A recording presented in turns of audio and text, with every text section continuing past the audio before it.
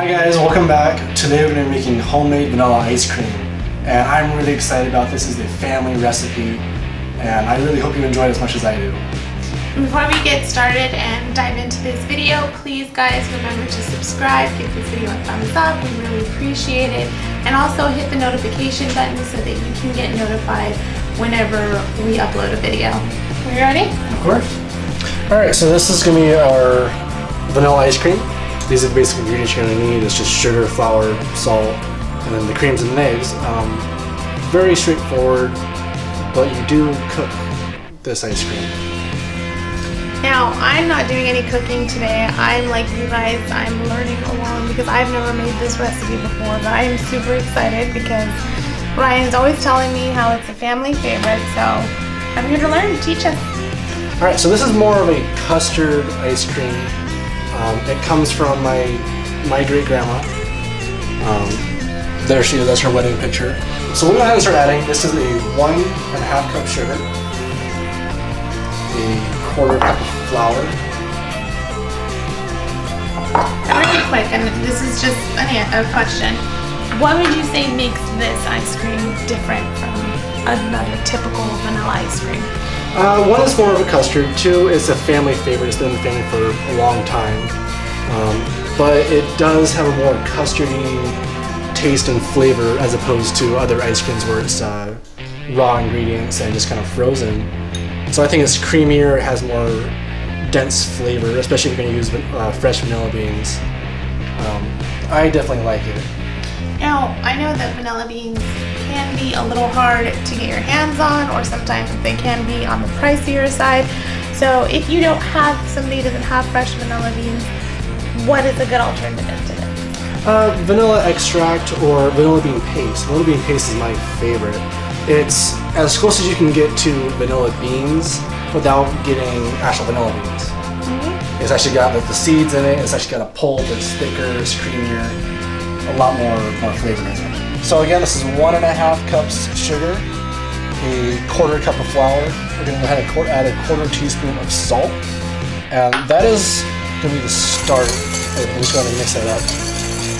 And all you're going to do now is add your 2 cups of whole milk.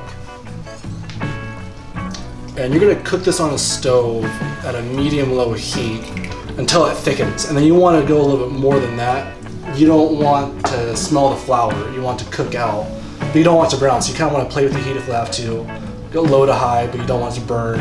You're just trying to cook out that flour taste and smell. Okay, so before you start cooking all your ingredients over here, we're going to heat up our 1 quart of heavy cream, and we're going to steep our vanilla beans into that cream. Can you go ahead and clean the beans for me? Sure. And then also, you want to pre-beat your eggs. So this is just going to be 4 eggs. I just want to pre-beat it because later we're going to temper into here.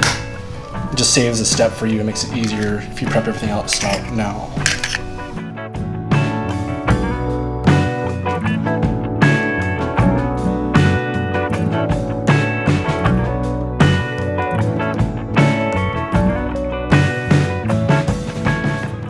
So now that we have our beans and our seeds separated and clean in here, I'm just going to go ahead and add our cream. And you really just want to steep this on a low heat. You just want to warm it up so it really gets all the flavor into it. Okay, so right here, we're just going to be heating this up on low heat. You really want to be constantly stirring it. The first bit is really more important because it's got a lot of lumps in it. You don't want any of that to cook into your final product. So make sure you really start to incorporate it. So I'm over here heating this up, and I'm going to cook it on to thicken it. Tanya's over here just kind of steeping the vanilla beans and the cream together and just making sure it doesn't burn. Just kind of stir it every now and then. So what are we going to do with this once it's warm? So after this is warm, we'll just go ahead and turn it off and let it sit. But when this is thick, this is when we're going to go over and temper it into our eggs. So now this is already thickened. You can kind of see the consistency. What kind of consistency are you looking for? Are you looking for like a pancake batter? Are you looking for what kind of consistency is that? Almost like a gravy. Thick, and it's just going to kind of stick together. It's going to be a little shiny on top. but you really want to make sure that it doesn't smell like flour, because it's going to taste like flour if you do that. And we're going to go ahead and temper this into our egg. And for a lot of you who don't know, tempering is just a process of adding hot to cold so you don't scramble your egg. So what we want to do is just like add half of this slowly. Constantly stirring it. We don't want to cook the egg, we want to bring it up to the same temperature.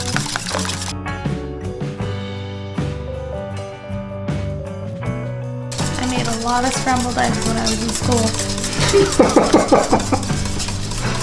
And we want to avoid scrambled eggs this time. Yeah, I think it's important to know this because for me, one of my problems when I was learning how to temper was just if you go way too fast, your sauce will break, your eggs will scramble, whatever it may be. Like you really have to try to keep it at a very slow but steady stream. You can even feel the bowl. You know, it's warm. It's not hot. It doesn't feel boiling. And it's just warm. And this is already half. You're not going to fit all this into here, but you can fit the rest into here now. So once this is warm enough, it's okay to add the rest into your... Yeah, still tempering back into this though, because this is still hotter than this. Okay. But now, same thing, just in reverse.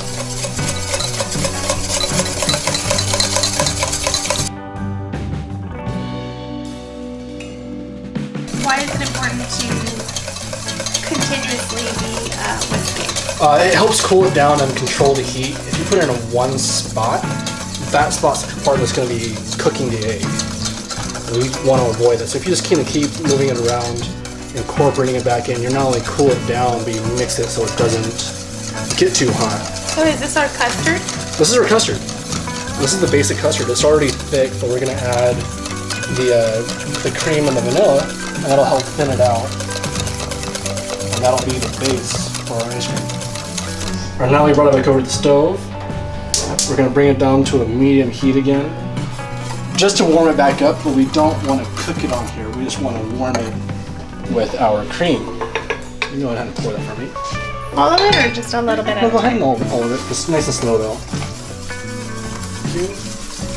And again, we're just tempering it back together. Do you want me to stop? Do you want me to just constant drizzle? Constant drizzle. Okay. A little slower. As I go faster. That's the opposite of what I want. Okay, we know what it is. I can already smell and see the difference between this ice cream and a regular vanilla ice cream that I would grab at the store. How would you describe the difference though? If you, from I not mean, having if you can see those specks of vanilla just in here, like that right there is all the difference between this and a regular vanilla ice cream. Alright, so now this is mixed together. We're going to just put it in a bowl or a container of some kind, because you don't want to cool it down before you freeze it. And you just want to, I see it's already thickening on us. We don't want that. What happens when it thickens? It'll get lumpy. It'll be lumpy in your ice cream.